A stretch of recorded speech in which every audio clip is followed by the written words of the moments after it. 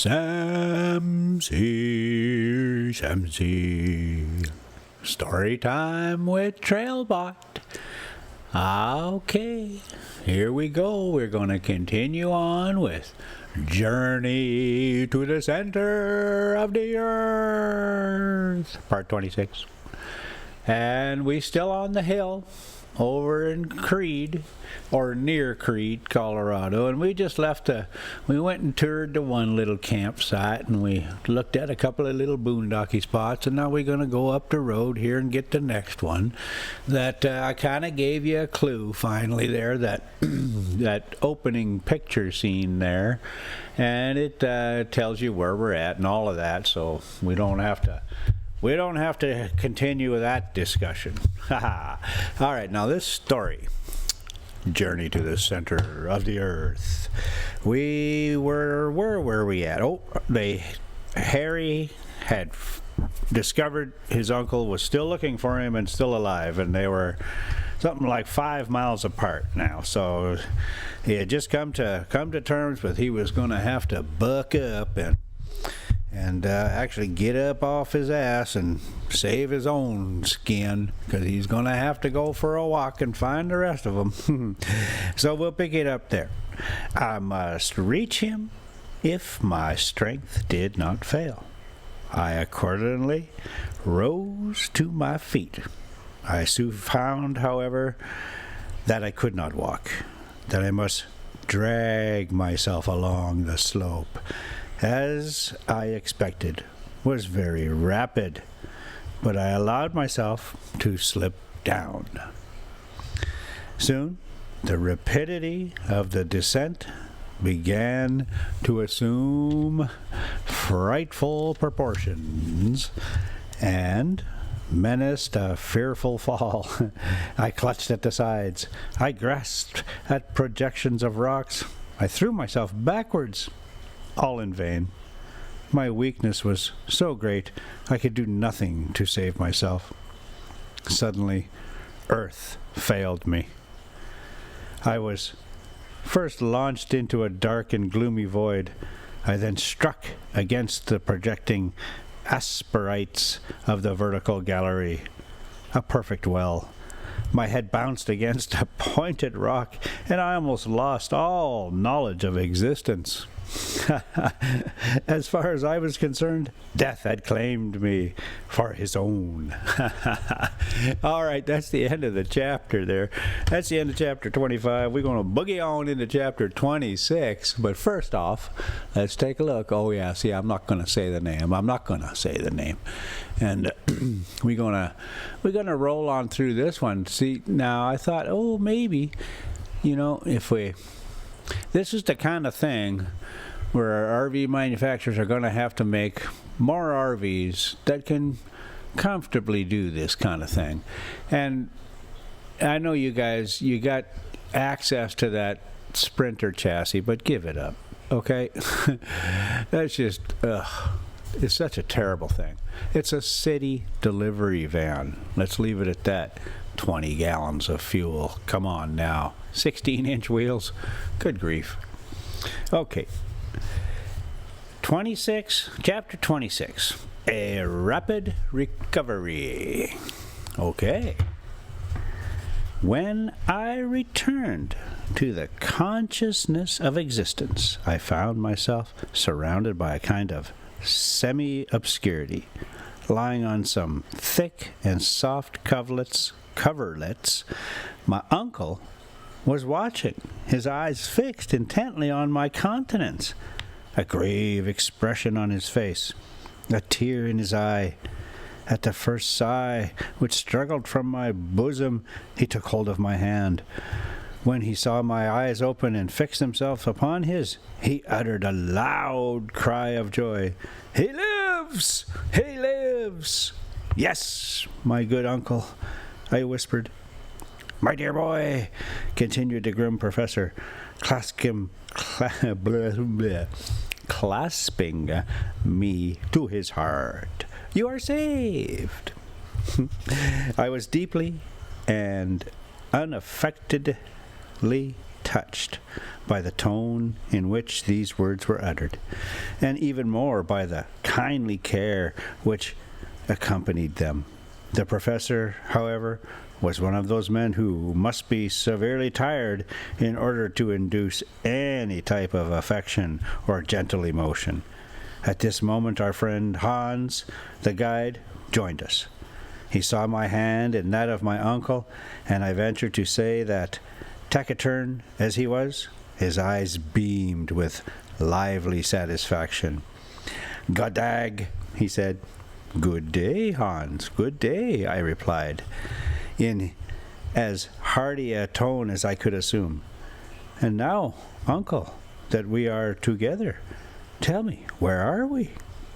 "Tell me where we are. I have lost all idea of our position, as of everything else." Okay, let's get. Oh, we're going back on the road. Oh, I know where we're heading to now. We're heading to those waterfalls. And the strangest thing, I went and actually found some video. I'm looking around for some other stuff, and poof, I'm like, well, what the heck is that waterfall? And then sure, I'm like, oh, it's that thing, and I'm actually working on that stuff. All right, he lost his position and everything else. "Tomorrow, Harry, tomorrow," he replied. "Today you are far too weak. Your head is surrounded with bandages and poultices that must not be touched. Sleep, my boy, sleep, and tomorrow you will know all that you require." But, I cried, "let me know what o'clock it is, what day it is." "It is now 11 o'clock at night, and this is, once more, Sunday. It is now the 11th of the month of August, and I distinctly prohibit you from asking any more questions until the 12th of the same." I was, if the truth were told, very weak indeed, and my eyes soon closed involuntarily. I did require a good night's rest, and I went off reflecting, as the last moment of my perilous adventure in the interior of the earth in total darkness had lasted 4 days. In the morning of the next day, at my awakening, I began to look around me. My sleeping place,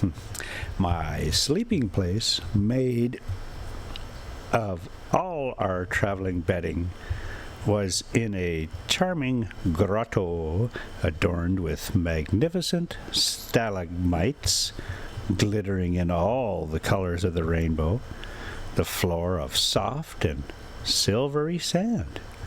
A dim obscurity prevailed. No torch, no lamp was lighted, and yet certain unexplained beams of light penetrated from without and made their way through the opening of the beautiful grotto. I moreover heard a vague and indefinite murmur like the ebb and flow of waves upon a strand. Hang on a second.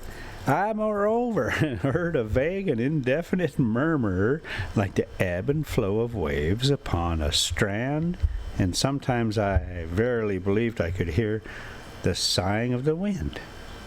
I began to believe that, instead of being awake, I must be dreaming.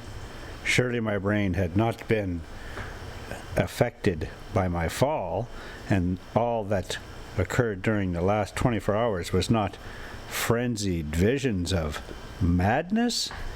And yet, after some reflection, a trial of my faculties, I came to the conclusion that I could not be mistaken.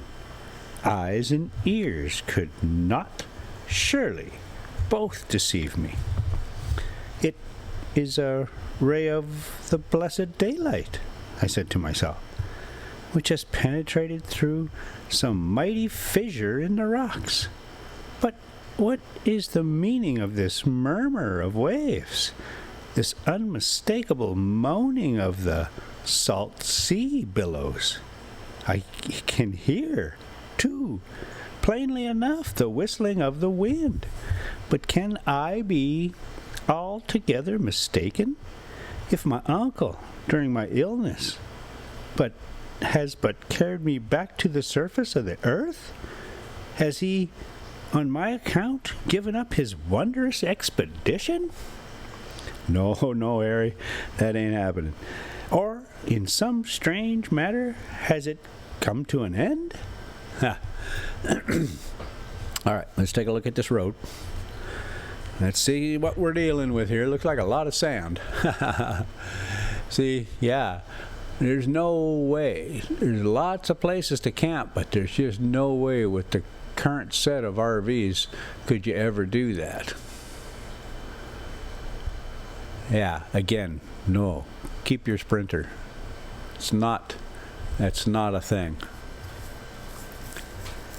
20 gallons of fuel. Come on now.